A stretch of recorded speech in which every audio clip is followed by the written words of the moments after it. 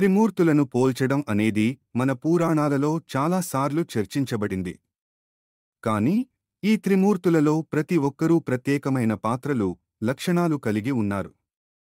ఉదాహరణకు బ్రహ్మ సృష్టికర్త, విష్ణు సంరక్షకుడు, శివుడు నాశనకుడు.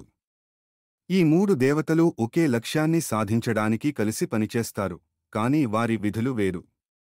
పురాణాలలో విష్ణువు అవతారాలను తీసుకుని సమాజాన్ని కాపాడుతాడు, శివుడు తన త్యాగం ద్వారా సమతుల్యతను నిలబెడతాడు.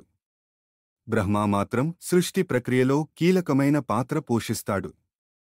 ఈ విధంగా ప్రతి దేవత యొక్క ప్రత్యేకతను అర్థం చేసుకోవడం ద్వారా మనం వారి మధ్య పోల్చడం కంటే వారి విలువను గుర్తించాలి. అందువల్ల త్రిమూర్తుల మధ్య పోల్చడం అనేది అవాస్తవం. వారు అందరూ కలిసి ప్రపంచాన్ని సృష్టించడానికి, కాపాడటానికి మరియు నాశనం చేయడానికి అవసరమైన భాగాలు. ఈ విధంగా మనం వారి వైవిధ్యాన్ని అర్థం చేసుకోవాలి, అది మనకు స్ఫూర్తినిస్తుంది.